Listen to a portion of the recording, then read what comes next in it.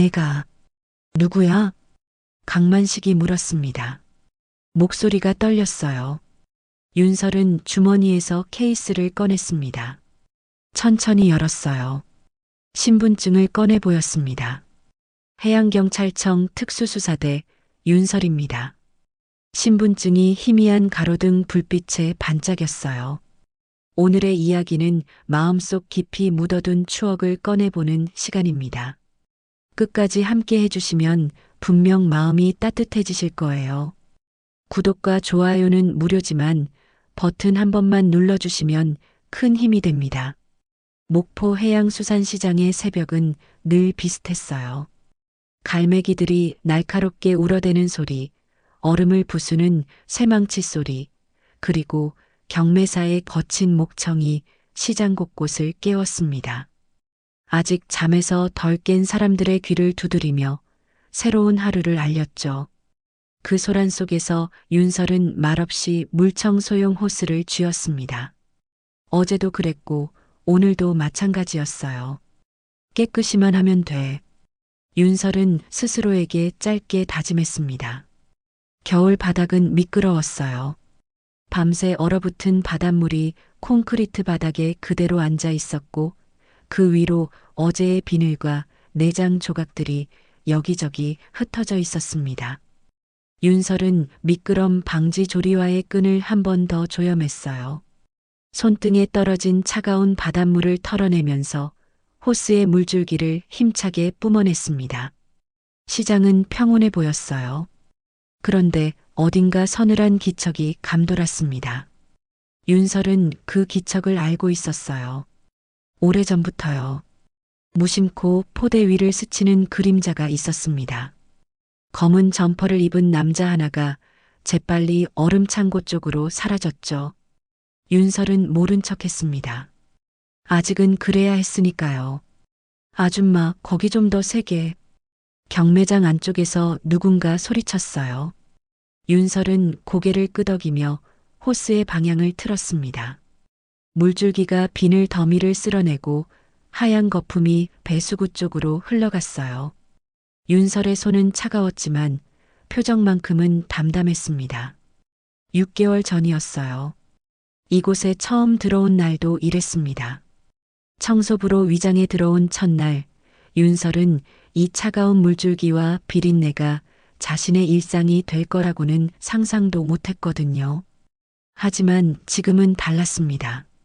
이제 윤설의 손은 호스를 쥐는 법을 알았고 발은 미끄러운 바닥을 딛는 법을 익혔어요. 그리고 눈은 보이지 않는 것들을 보는 법을 배웠습니다. 새벽 5시 30분이었어요.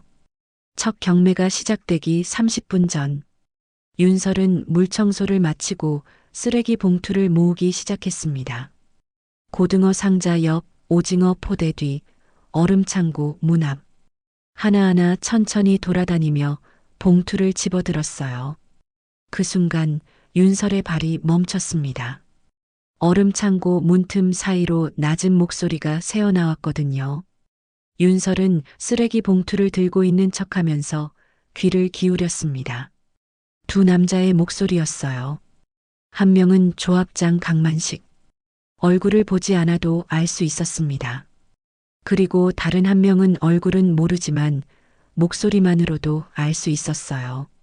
차진수, 밀수업자, 내일 밤. 알았어.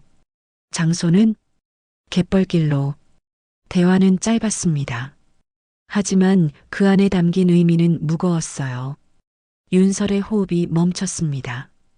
오래전에 잊었다고 믿었던 단어들이 다시 귀를 두드렸거든요. 루트, 선적표, 깡통차, 모두 밀수 조직에서 쓰는 은어들이었습니다. 윤설은 쓰레기 봉투를 들고 천천히 자리를 떠났어요. 발소리를 죽이면서요. 아무것도 들은 게 없다는 듯이, 아무것도 본 게 없다는 듯이. 하지만 윤설의 심장만큼은 빠르게 뛰고 있었습니다. 쓰레기 집화장에 봉투를 던져넣고 윤설은 허리를 폈어요. 추위가 뼛속까지 들어왔습니다. 새벽 바람은 날카로웠고 바다에서 불어오는 습기는 옷깃을 파고들었어요. 윤설은 허리춤에 보온 물주머니를 살짝 댔습니다. 6개월 동안 이곳에서 버티며 준비한 순간이 드디어 왔어요. 이제 시작이야. 윤설은 속으로만 읊조렸습니다. 오래 접어둔 목표가 다시 펼쳐지는 소리를 들었어요. 해양경찰청 특수수사대. 그곳에서 3년을 일했던 윤설은 한 건의 밀수 사건 때문에 모든 것을 잃었습니다. 동료도 신뢰도 그리고 자신까지도요. 하지만 지금 윤설은 다시 돌아왔습니다. 청소부의 모습으로 하지만 수사관의 눈으로요. 갈매기가 다시 울었습니다. 해가 조금씩 떠오르기 시작했어요.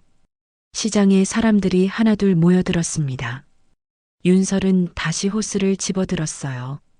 오늘도 깨끗이 청소해야 했으니까요. 하지만 이제는 달랐습니다. 다른 것들도 깨끗이 정리할 때가 왔으니까요. 아침 경매가 시작되었어요. 경매사의 목소리가 확성기를 타고 시장 전체를 흔들었습니다.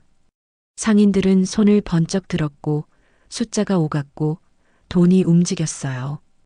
윤설은 경매장 구석에서 걸레질을 하고 있었습니다. 아무도 청소부를 신경 쓰지 않았어요. 그게 오히려 좋았습니다. 7만 원, 8만, 8만 5천. 고등어 상자가 팔려나갔어요. 광어도 팔려나갔습니다. 윤설은 걸레를 헹구면서 사람들의 얼굴을 하나씩 기억했어요. 누가 누구와 이야기하는지, 누가 누구를 피하는지, 누가 불안한 표정을 짓는지요.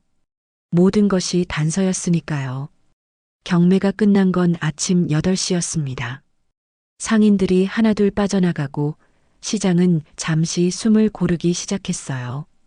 윤설은 걸레를 짜면서 얼음창고 쪽으로 천천히 걸어갔습니다. 청소해야 할 곳이 많았거든요. 적어도 그렇게 보여야 했습니다. 얼음창고 문 앞에 섰을 때 윤설은 잠시 멈췄어요. 문틈 사이로 차가운 냉기가 새어나왔습니다.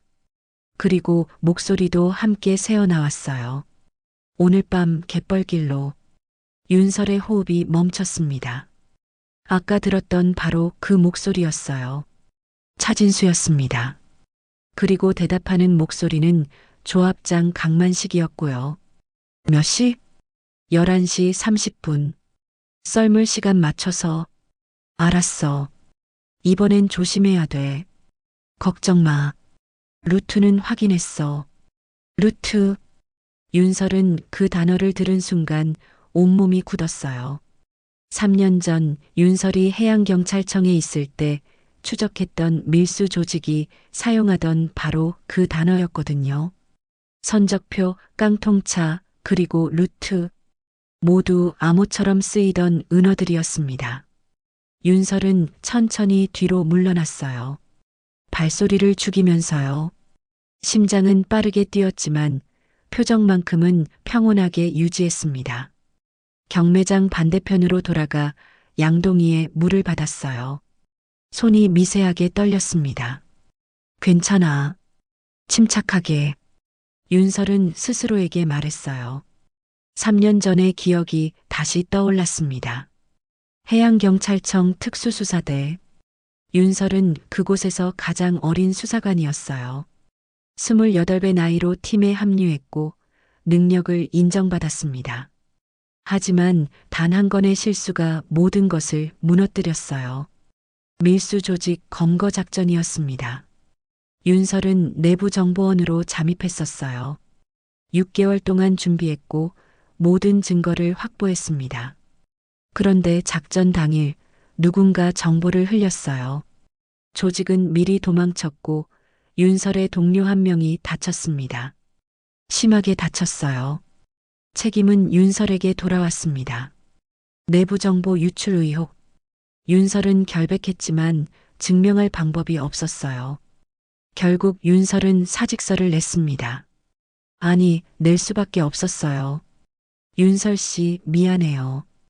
팀장이 마지막으로 했던 말이었습니다. 윤설은 대답하지 않았어요. 그저 사무실을 나왔을 뿐이었습니다. 그리고 3년 동안 윤설은 혼자 조사했어요. 누가 정보를 흘렸는지, 밀수 조직이 어디로 갔는지, 그리고 왜 자신이 희생양이 되어야 했는지요. 그러다 6개월 전 윤설은 단서를 찾았습니다. 목포 해양수산시장, 조합장 강만식과 밀수업자 차진수. 그들이 바로 3년 전 그 조직과 연결되어 있었거든요. 윤설은 청소부로 위장해 시장에 들어왔어요. 이력서는 가짜였고 신분도 숨겼습니다. 6개월 동안 윤설은 참았어요. 보고 듣고 기록했습니다. 그리고 오늘 드디어 결정적인 순간이 왔습니다. 양동이를 들고 다시 경매장으로 돌아왔을 때 윤설은 기침을 했어요. 추위가 뼛속까지 들어왔거든요. 새벽부터 계속 찬물을 만지다 보니 손가락 끝이 시렸습니다. 윤설은 허리춤에 보온 물주머니를 다시 댔어요. 조금이라도 따뜻함을 느끼고 싶었습니다. 쓰레기 봉투를 갈아 끼우면서 윤설은 시계를 봤어요. 9시 10분. 오늘 밤 11시 30분까지 14시간 20분이 남았습니다. 준비할 시간은 충분했어요. 이제 시작이야. 윤설은 속으로 다짐했습니다. 오래 접어둔 목표가 다시 펼쳐지는 소리를 들었어요. 진실을 밝히는 것, 동료에게 미안했던 마음을 갚는 것, 그리고 자신의 이름을 되찾는 것이었습니다. 윤설은 쓰레기 봉투를 들고 밖으로 나갔어요. 바람이 불었습니다. 바다 냄새가 코를 찔렀어요. 갈매기가 울었습니다. 모든 것이 평범했지만 윤설에게는 달랐어요. 오늘 밤이 끝이었으니까요. 3년의 기다림이, 6개월의 잠복이, 그리고 모든 고통이 끝나는 밤이었습니다. 윤설은 집화장 구석에 숨겨둔 작은 가방을 확인했어요. 그 안에는 낡은 녹음기와 손전등, 그리고 오래된 신분증이 들어 있었습니다. 해양경찰청 특수수사대 윤설. 언젠가 다시 쓸 수 있을 거라고 믿었던 이름이었어요. 오늘 밤 끝내자. 목포 해양수산시장의 낮은 아침과 달랐어요. 경매가 끝나고 나면 시장은 느슨해졌습니다. 상인들은 담배를 피우며 잡담을 나눴고 청소부들은 천천히 바닥을 닦았어요. 하지만 그 느슨함 속에도 보이지 않는 규칙이 있었습니다. 윤설은 그 규칙을 6개월 동안 배웠어요. 누가 먼저 들어오는지, 누가 먼저 자리를 차지하는지, 누가 누구에게 고개를 숙이는지요. 모든 것이 정해져 있었습니다. 마치 오래된 연극처럼 모두가 자기 역할을 알고 있었어요. 점심때가 되자 조합장 강만식이 사무실에서 나왔습니다. 50대 중반쯤 되어 보이는 강만식은 언제나 미소를 지었어요. 상인들에게도, 청소부들에게도, 심지어 지나가는 고양이에게도 미소를 보냈습니다. 하지만 윤설은 알고 있었어요. 그 미소 뒤에 무엇이 숨어 있는지요. 수고들 많아요. 강만식이 지나가며 말했습니다. 청소부 몇 명이 고개를 숙였어요. 윤설도 따라서 고개를 숙였습니다. 강만식의 눈빛이 잠깐 윤설에게 머물렀어요. 하지만 곧 지나갔습니다. 윤설은 평범한 청소부였으니까요. 강만식이 사라지고 나서 옆에서 청소하던 아주머니가 속삭였어요. 조합장님 착하시긴 한데 무섭기도 해요. 왜요? 윤설이 물었습니다. 아주머니는 주위를 살피면서 목소리를 낮췄어요. 저번에 한 상인이 돈 문제로 싸웠거든요. 그 다음 날부터 그 사람 안 보여요. 어디 갔대요? 몰라요. 다들 입 다물고 있어요.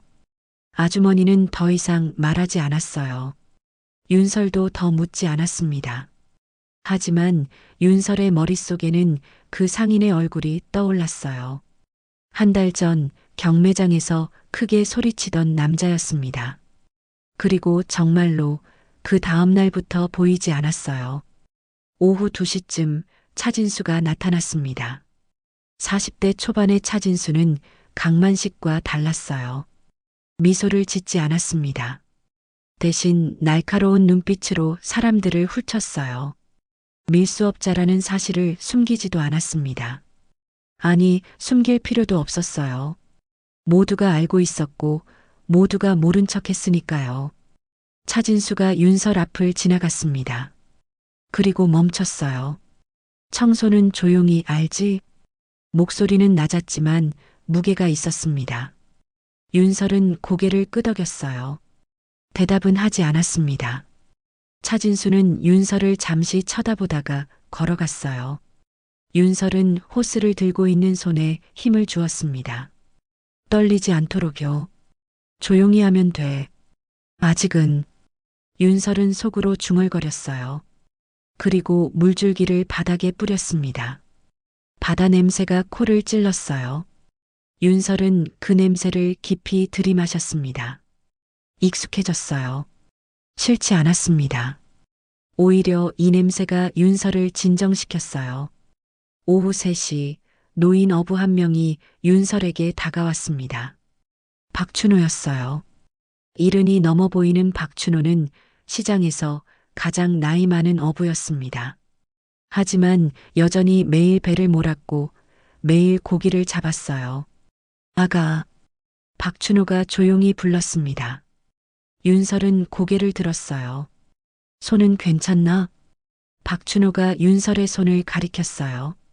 윤설의 손등에는 작은 상처가 몇 개 있었습니다. 얼음을 옮기다가 베인 상처였어요. 윤설은 웃으며 방수 고무장갑을 벗어 보여줬습니다. 괜찮아요. 장갑이 두껍거든요. 박춘호는 고개를 끄덕였어요. 하지만 눈빛은 걱정스러웠습니다. 여기서 오래 일할 생각이가? 왜요? 여긴 좋은 곳이 아니요. 특히 젊은 사람한테는. 박춘호의 목소리는 낮았어요. 주의를 의식하는 목소리였습니다. 윤설은 장갑을 다시 꼈어요. 할머니 병원비 벌어야 해서요. 조금만 더 일하려고요. 거짓말이었습니다. 윤설에게 할머니는 없었어요. 하지만 이런 이유가 필요했습니다. 박춘호는 안타까운 표정을 지었어요. 그래도 조심해야 돼.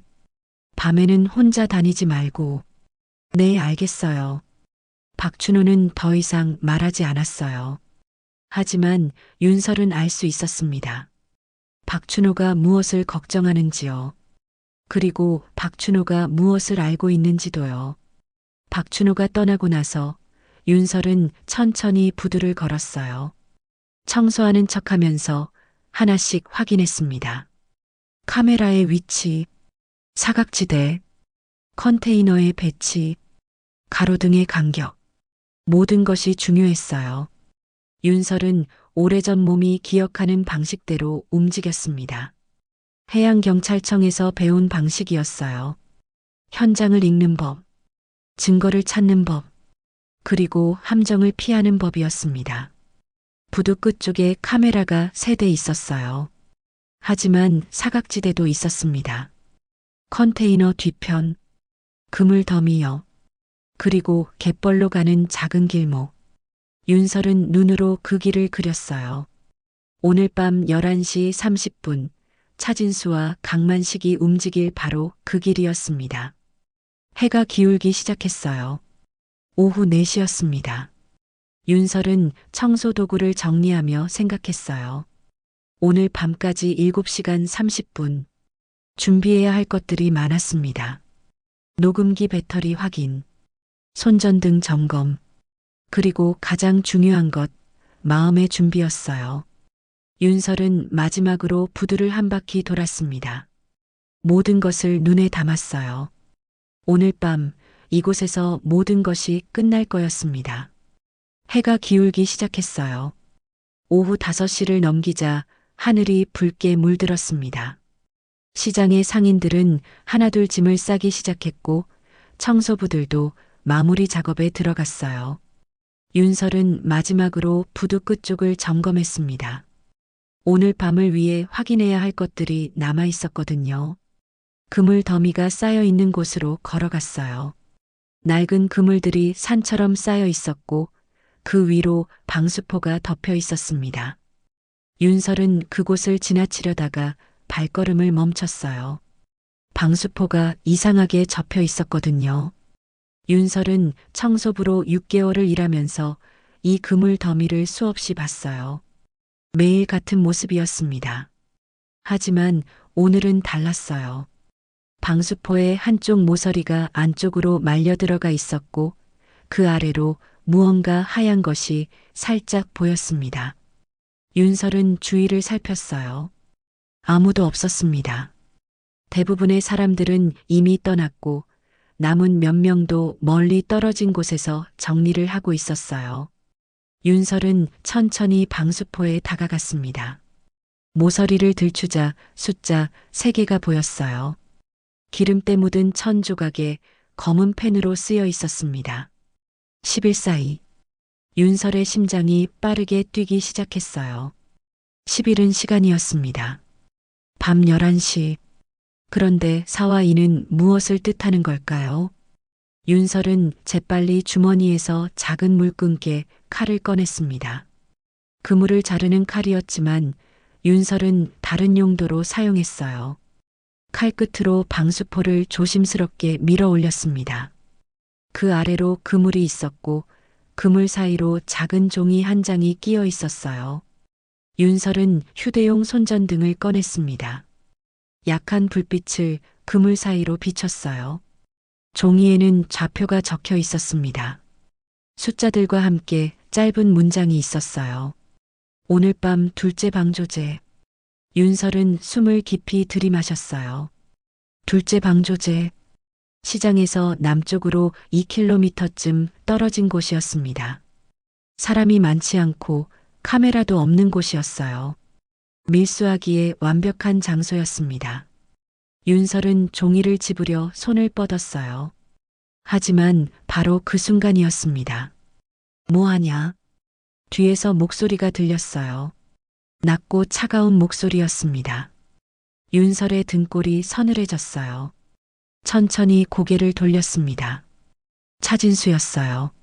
차진수는 윤설에게서 3m쯤 떨어진 곳에 서 있었습니다. 검은 점퍼를 입고 담배를 한 손에 들고 있었어요. 눈빛은 날카로웠습니다. 의심하는 눈빛이었어요. 윤설의 심장이 쿵쾅거렸습니다. 하지만 표정만큼은 평온하게 유지했어요. 3년 전 해양경찰청에서 배운 것 중 가장 중요한 것이 있었거든요. 들켰을 때는 당황하지 말 것. 거짓말을 할 때는 짧게 할 것이었습니다. 윤설은 미소를 지었어요. 갈매기 새끼가 걸려서요. 윤설은 그물 사이를 가리켰습니다. 차진수는 담배 연기를 내뿜으며 한 걸음 다가왔어요. 윤설은 물러서지 않았습니다. 물러서면 더 의심받을 거였으니까요. 갈매기, 차진수가 물었어요. 윤설은 고개를 끄덕였습니다. 네, 저기 날개가 보여요. 그물에 끼었나 봐요. 윤설은 방수포 아래를 가리켰어요. 차진수는 윤설의 손을 따라 시선을 옮겼습니다. 그 짧은 순간 윤설은 손전등을 주머니에 넣었어요. 그리고 물끈게 칼을 소매 안쪽으로 밀어 넣었습니다.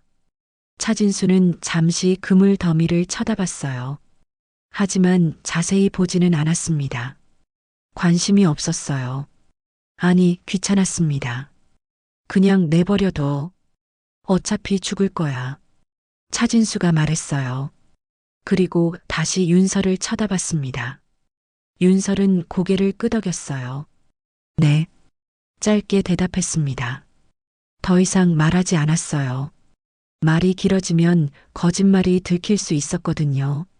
차진수는 담배를 한 모금 더 빨았습니다. 그리고 윤설 옆을 지나쳐 걸어갔어요.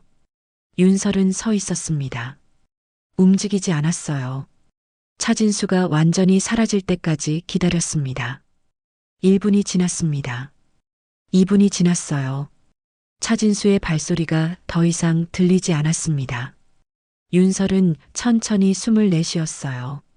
손끝이 떨렸습니다. 거짓말은 짧았지만 손끝의 떨림은 길었어요. 윤설은 떨리는 손을 주머니에 넣었습니다. 진정해야 했어요. 다시 그물 더미로 다가갔습니다. 이번에는 더 빠르게 움직였어요. 종이를 집어서 주머니에 넣었습니다. 그리고 방수포를 원래대로 덮었어요. 아무 일도 없었던 것처럼요. 윤설은 청소도구를 챙기며 생각했어요. 둘째 방조제, 밤 11시, 그리고 10일 사이라는 암호. 4와 2가 무엇을 뜻하는지는 아직 몰랐습니다.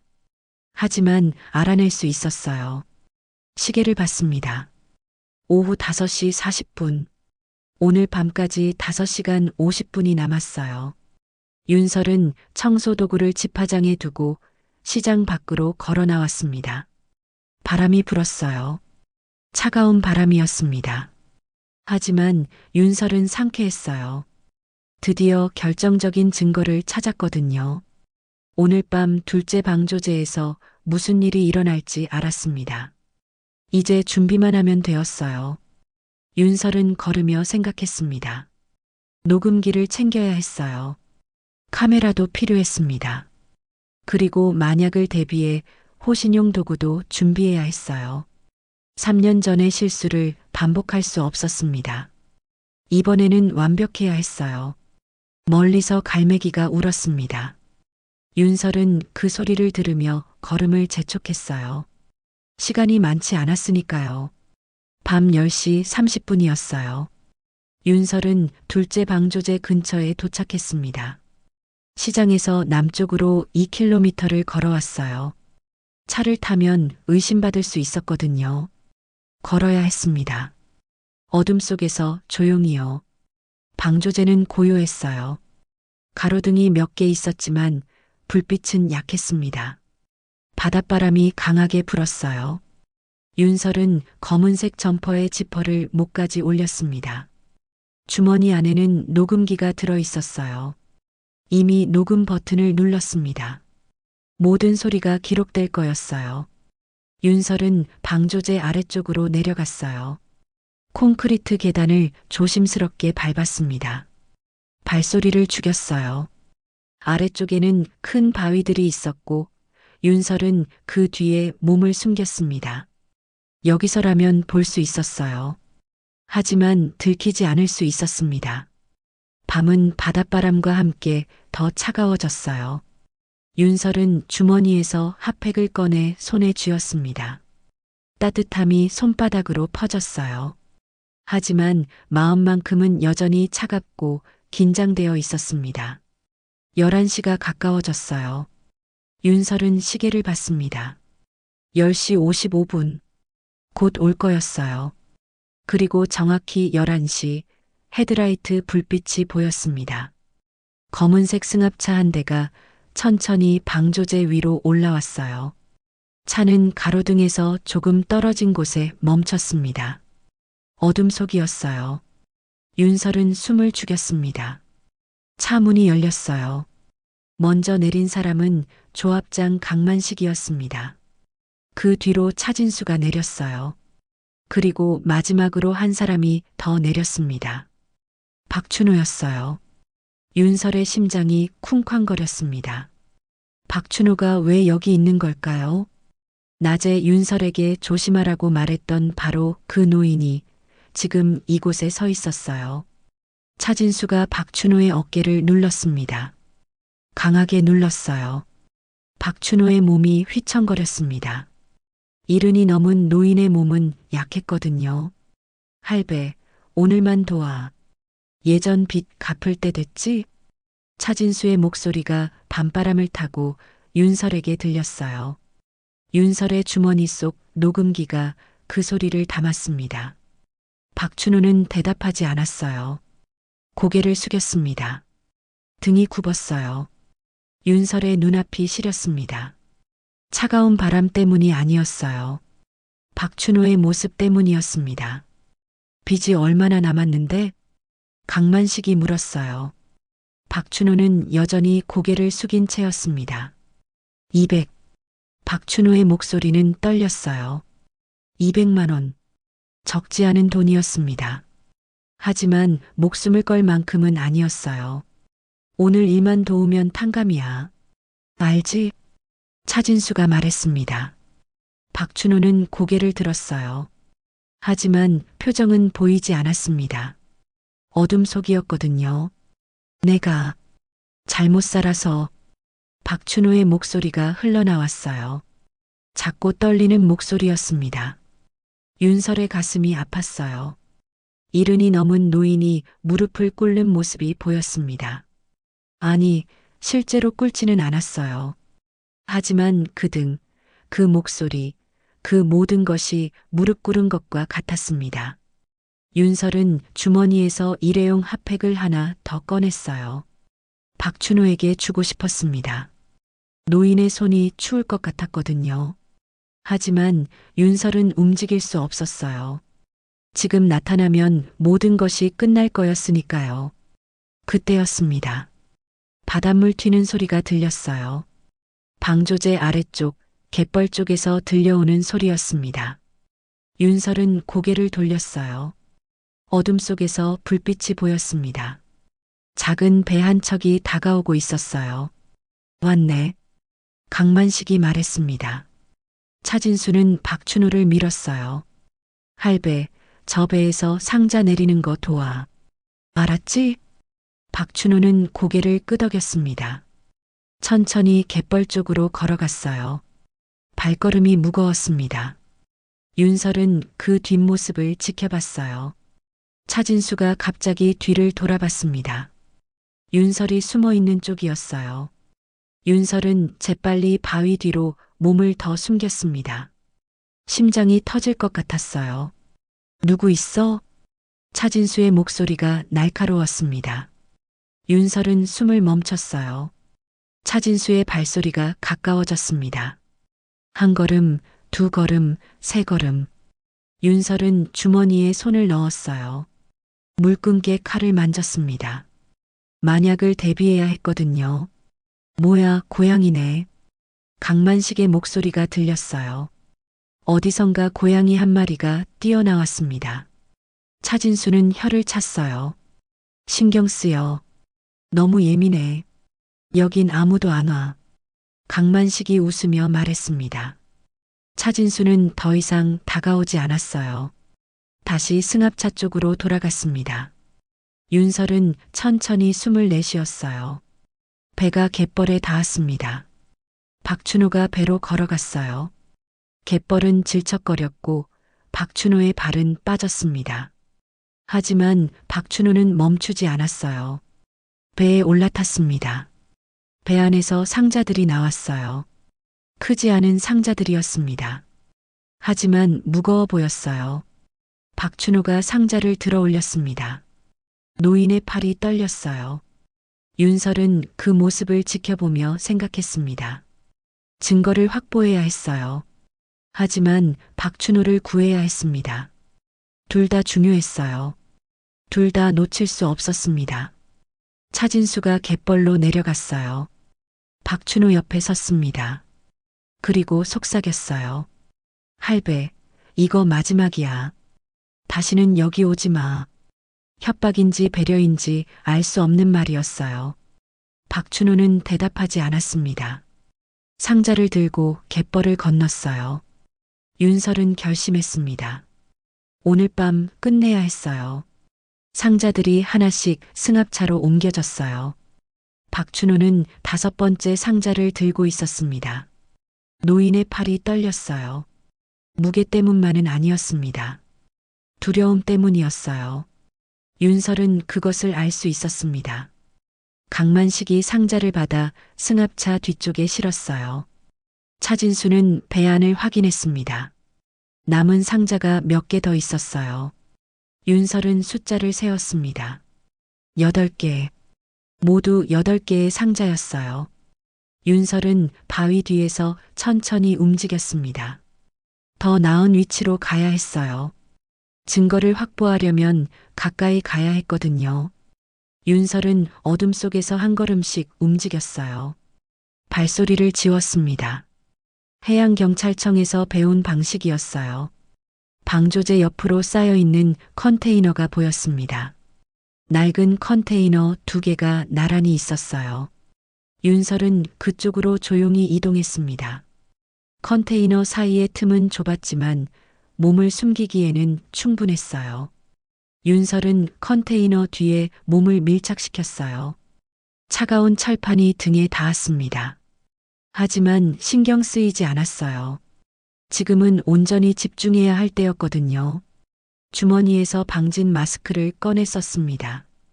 비린내와 경유 냄새가 코를 찔렀어요.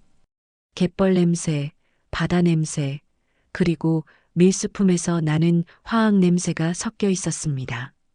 윤설은 마스크를 고쳤으며 호흡을 가다듬었어요. 예전 훈련이 떠올랐습니다. 해양경찰청 특수수사대에서 받았던 잠복 훈련이었어요. 호흡의 속도, 움직임의 간격, 시선의 방향, 모든 것을 통제해야 했습니다. 들키지 않으려면, 살아남으려면요. 박춘호가 마지막 상자를 들어 올렸어요. 가장 무거운 상자였습니다. 노인의 몸이 크게 흔들렸어요. 차진수가 재빨리 다가가 상자를 받았습니다. 됐어, 할배. 이제 가도 돼. 차진수가 말했어요. 박춘호는 갯벌에 주저앉았습니다. 숨을 헐떡였어요. 강만식이 지갑에서 돈 몇 장을 꺼냈습니다. 박춘호에게 던졌어요. 돈이 갯벌 위에 떨어졌습니다.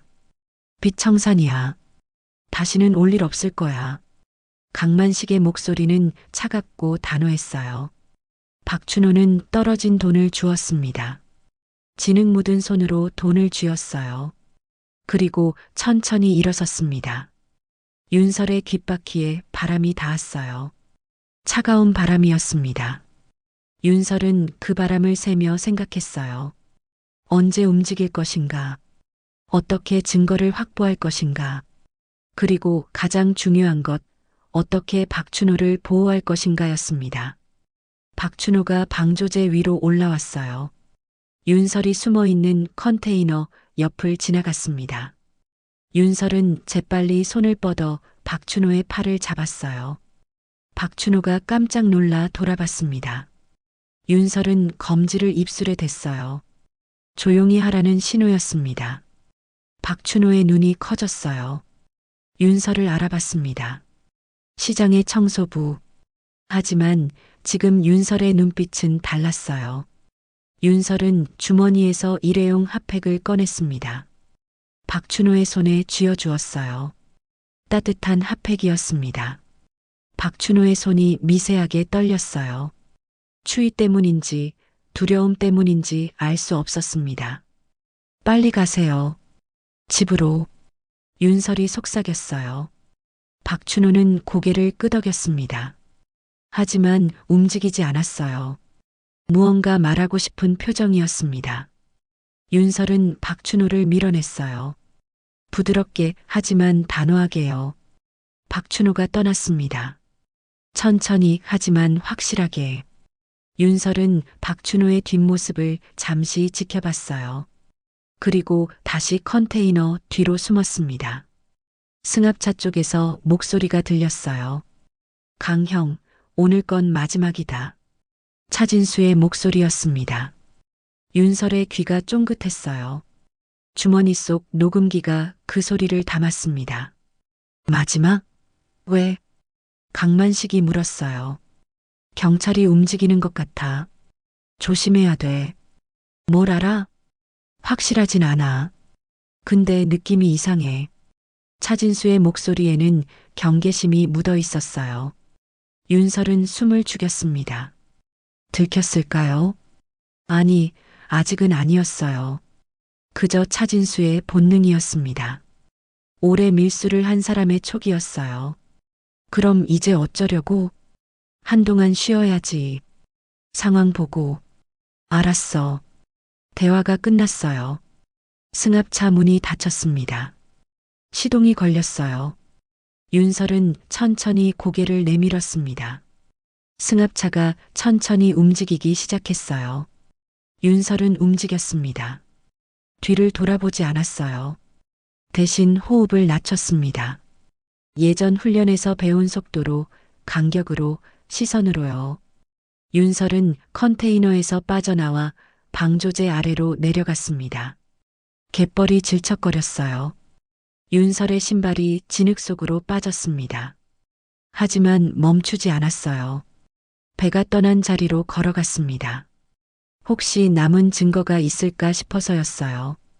갯벌 위에 작은 종이 조각이 떨어져 있었습니다. 윤설은 손전등을 켜고 종이를 집었어요. 선적표였습니다. 불완전했지만 읽을 수 있었어요. 중국발, 목포항 인근, 그리고 날짜, 증거 하나 더. 윤설은 종이를 비닐봉지에 넣었어요. 주머니에 소중히 넣었습니다. 그리고 다시 방조제로 올라왔어요. 윤설은 오래 보관하던 얇은 케이스를 꺼냈습니다. 안주머니 깊숙이 넣어두었던 케이스였어요. 3년 동안 버리지 못했던 것이었습니다. 케이스를 열었어요. 낡은 신분증이 나왔습니다. 플라스틱이 조금 발해 있었어요. 하지만 글자는 선명했습니다. 해양경찰청 특수수사대 마이너스 윤설. 윤설은 신분증을 손에 쥐었어요. 차가운 플라스틱이었습니다. 하지만 손에 쥐는 순간 따뜻해졌어요. 3년 동안 잃어버렸던 것이 돌아왔습니다. 이름이 돌아왔어요. 정체성이 돌아왔습니다. 윤설, 더 이상 숨어만 있지 마. 스스로에게 말했어요. 청소부 윤설이 아니었습니다. 수사관 윤설이었어요. 다시 그렇게 될 거였습니다. 바람이 불었어요. 윤설은 신분증을 다시 케이스에 넣었습니다. 주머니에 넣었어요. 그리고 걸었습니다. 시장 쪽으로요. 준비할 것이 남아 있었거든요. 끝내자. 오늘. 자정이 지났어요. 윤설은 시장으로 돌아왔습니다. 방조제에서 시장까지 2km를 다시 걸어왔어요. 다리는 무겁고 호흡은 거칠었지만 마음만큼은 또렷했습니다. 끝이 가까웠거든요. 시장은 고요했어요. 밤 12시가 넘은 시각 아무도 없어야 했습니다. 하지만 윤설은 알고 있었어요. 강만식과 차진수는 반드시 돌아올 거라는 걸요. 상자를 숨겨야 했으니까요. 그리고 윤설은 알고 있었습니다. 그들이 어디에 숨길지를요. 얼음 창고였어요. 윤설은 시장 뒤편으로 돌아갔습니다. 컨테이너 사이로 몸을 숨겼어요. 그리고 기다렸습니다. 바람이 불었어요. 차가운 바람이었습니다. 하지만 윤설은 떨지 않았어요. 오히려 고요했습니다. 폭풍 전의 고요함이었어요. 30분이 지났어요. 그리고 헤드라이트 불빛이 보였습니다. 검은 승합차가 천천히 시장 안으로 들어왔어요. 강만식이 운전하고 있었고 차진수가 조수석에 앉아 있었습니다. 차가 얼음 창고 앞에 멈췄어요. 두 사람이 내렸습니다. 뒷문을 열었어요. 상자들이 보였습니다. 8개의 상자. 방조제에서 가져온 바로 그 상자들이었어요. 윤설은 주머니에서 이어폰을 꺼냈습니다. 녹음기와 연결된 이어폰이었어요. 귀에 꽂았습니다. 그리고 손목시계를 봤어요. 아날로그 시계였습니다. 초침이 천천히 움직였어요. 윤설은 그 초침에 맞춰 호흡했습니다. 시간을 쪼갰어요. 1초, 2초, 3초. 강만식이 첫 번째 상자를 들어 올렸습니다. 얼음 창고 문을 열었어요. 안으로 들어갔습니다. 차진수가 두 번째 상자를 들었어요. 그 뒤를 따랐습니다. 윤설은 움직였어요. 어둠 속에서 발걸음을 지우듯이요. 컨테이너에서 나와 승합차 뒤로 다가갔습니다. 조용히, 천천히요. 해양경찰청에서 배운 방식이었습니다. 그림자처럼 움직이는 법이었어요. 얼음 창고 안에서 목소리가 들렸어요. 여기에 숨기면 일주일은 버틸 수 있어. 강만식의 목소리였습니다. 일주일이면 충분해. 그 사이에 다 팔아치우면 돼. 차진수가 대답했어요. 윤설의 녹음기가 그 소리를 담았습니다. 모든 단어를, 모든 증거를요. 윤설은 얼음창고 문 옆에 섰어요. 차가운 철문이었습니다. 윤설은 그 문에 등을 기댔어요. 그리고 들었습니다. 강만식, 오늘 건 마지막이다. 차진수의 목소리였어요. 윤설의 심장이 빠르게 뛰었습니다. 결정적인 대화였거든요. 그래, 한동안은 조용히 지내야지. 근데 이상한 게 있어. 뭐? 청소부 중에 한 명이 좀 이상해. 윤설의 호흡이 멈췄어요. 자신을 말하는 거였습니다. 누구? 새로 들어온 여자. 윤설인가 뭔가. 뭐가 이상한데? 눈빛이 달라. 청소부 같지 않아. 강만식이 웃었어요. 너무 예민한 거 아냐? 그냥 청소부잖아. 아냐. 뭔가 있어. 차진수의 목소리는 확신에 차 있었어요. 윤설은 입술을 깨물었습니다. 들켰을까요? 아니, 아직은 확신하지 못하고 있었어요. 의심일 뿐이었습니다. 내일 한번 확인해 봐야겠어. 차진수가 말했어요. 윤설은 결심했습니다. 내일은 없었어요. 오늘, 지금 여기서 끝내야 했습니다. 윤설은 얼음창고 문 앞으로 걸어 나왔어요. 더 이상 숨지 않았습니다. 두 사람이 문을 열고 나왔어요. 그리고 멈췄습니다. 윤설이 서 있었거든요. 강만식의 표정이 굳었어요. 차진수의 눈이 좁아졌습니다. 넌, 차진수가 말했어요. 하지만 끝까지 말하지 못했습니다. 윤설이 먼저 말했거든요. 끝은 당신들이 아닌 바다가 정하죠. 윤설의 목소리는 차갑고 단호했습니다. 청소부의 목소리가 아니었어요. 수사관의 목소리였습니다. 강만식의 얼굴이 창백해졌어요. 표정이 무너졌습니다. 언제나 지었던 그 미소가 사라졌어요. 내가 누구야? 강만식이 물었습니다. 목소리가 떨렸어요. 윤설은 주머니에서 케이스를 꺼냈습니다. 천천히 열었어요. 신분증을 꺼내 보였습니다. 해양경찰청 특수수사대 윤설입니다. 신분증이 희미한 가로등 불빛에 반짝였어요. 강만식과 차진수의 얼굴이 동시에 일그러졌습니다. 경찰? 차진수가 중얼거렸어요. 그리고 재빨리 뒤를 돌아 달아나려 했습니다. 하지만 윤설이 더 빨랐어요. 윤설은 차진수의 팔을 잡았습니다. 3년 전 훈련받았던 제압술이었어요. 차진수가 바닥에 쓰러졌습니다. 강만식도 달아나려 했어요. 하지만 다리가 풀렸습니다. 그 자리에 주저앉았어요. 언제부터? 강만식이 물었습니다. 윤설은 대답하지 않았어요. 대신 주머니에서 녹음기를 꺼냈습니다. 재생 버튼을 눌렀어요. 오늘 밤 갯벌길로 녹음된 목소리가 흘러나왔습니다. 강만식의 목소리였어요. 그리고 차진수의 목소리도 이어졌습니다. 강만식, 오늘 건 마지막이다. 모든 증거가 담긴 녹음이었어요. 강만식의 얼굴이 흙빛으로 변했습니다. 멀리서 사이렌 소리가 들렸어요. 윤설이 미리 신고해 둔 거였습니다. 순찰차가 시장으로 들어왔어요. 파란 불빛이 돌았습니다. 파도 소리가 들렸어요. 멀리 바다에서 들려오는 파도 소리였습니다. 파도가 절묘하게 부딪히며 소리를 냈어요. 마치 박수를 치는 것 같았습니다. 윤설을 위한 박수였어요. 윤설은 신분증을 다시 주머니에 넣었습니다. 그리고 순찰차 쪽으로 걸어갔어요. 3년 만이었습니다. 다시 수사관으로 돌아가는 순간이었어요. 새벽 4시였어요.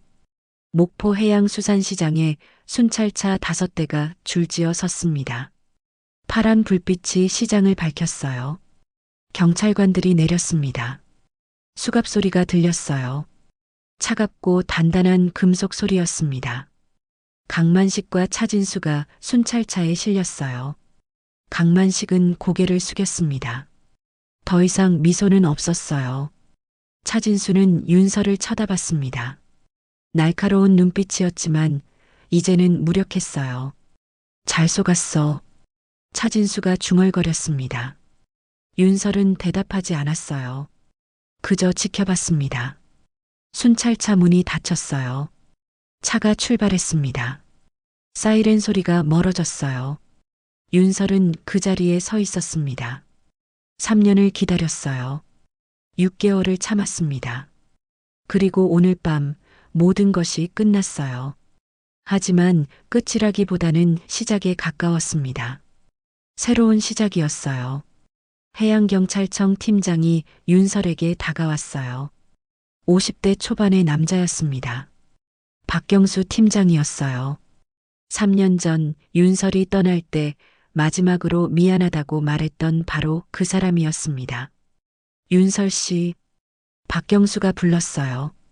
윤설은 고개를 들었습니다. 박경수의 눈에는 미안함과 고마움이 동시에 담겨 있었어요.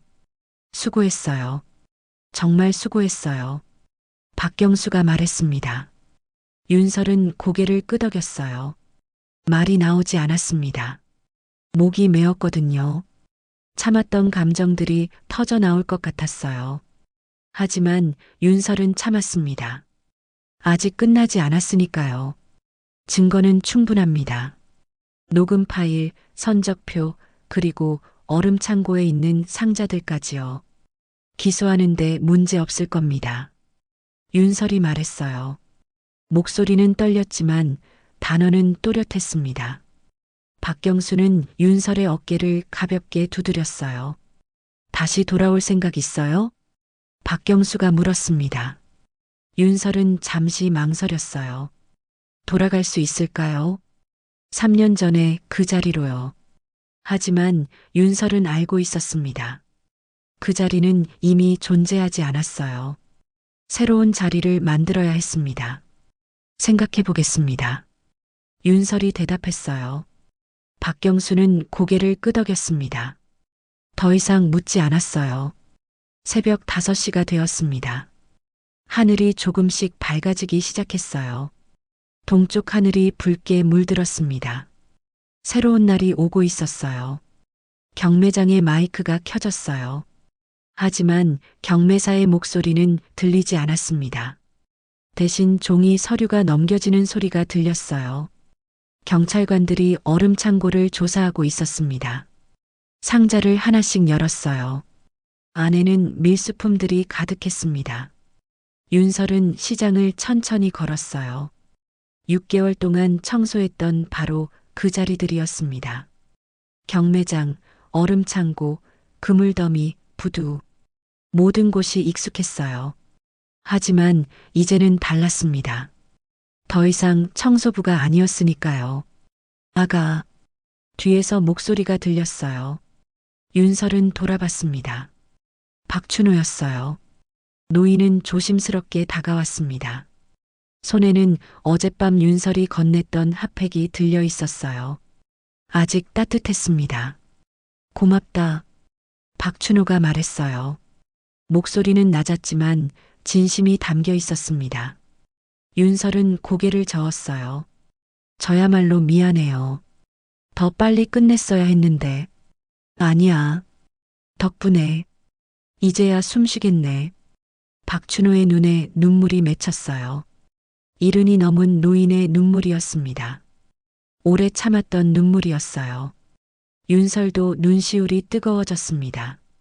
숨 참던 사람은 숨 쉬는 법을 잊지 않아요. 윤설이 말했어요. 박춘호는 고개를 끄덕였습니다. 그리고 천천히 돌아섰어요. 배로 가는 길이었습니다. 오늘도 바다로 나갈 거였어요. 하지만 이제는 다른 마음으로 나갈 거였습니다. 윤설은 경매장 모서리로 걸어갔어요. 그곳에는 낡은 포터블 라디오가 있었습니다. 청소하면서 가끔 듣던 라디오였어요. 윤설은 볼륨을 낮췄습니다. 90년대 발라드가 흘러나왔어요. 느리고 애절한 노래였습니다. 그 노래 참 오래가네요. 청소하던 아주머니 한 명이 말했어요. 윤설은 미소를 지었습니다. 오래된 노래가 좋은 것 같아요. 익숙하잖아요. 그러게요. 익숙한 게 좋죠. 아주머니도 웃었어요. 그리고 다시 청소를 시작했습니다. 윤설도 따라서 호스를 집어들었어요. 마지막 청소였습니다. 물줄기가 바닥을 씻어냈어요. 비린내와 얼음 조각들이 배수구로 흘러갔습니다. 윤설은 그 모습을 지켜봤어요. 6개월 동안 매일 했던 일이었습니다. 하지만 오늘은 마지막이었어요. 해가 떠올랐습니다. 붉은 태양이 바다 위로 솟아올랐어요. 갈매기들이 날아올랐습니다. 울음소리가 시장을 가득 채웠어요. 새로운 하루였습니다. 윤설은 호스를 내려놓았어요. 그리고 청소부 조리화를 벗었습니다. 6개월 동안 신었던 신발이었어요. 이제는 벗을 때였습니다. 윤설은 시장을 나섰어요. 뒤돌아보지 않았습니다. 앞만 봤어요. 새로운 길이 기다리고 있었습니다. 해양경찰청으로 돌아갈지 아니면 다른 길을 선택할지는 아직 몰랐어요. 하지만 중요한 것은 이제 선택할 수 있다는 거였습니다. 물길이 바뀌었어요. 시장의 질서도 바뀌었습니다. 그리고 윤설의 인생도 바뀌었어요. 목포 해양수산시장의 새벽은 여전히 비슷했습니다. 갈매기 울음, 얼음 부수는 소리, 경매사의 목청. 하지만 이제는 달랐어요. 진실이 밝혀진 아침이었습니다. 정의가 실현된 새벽이었어요. 윤설은 걸었습니다. 천천히 하지만 확실하게. 새로운 시작을 향해서요.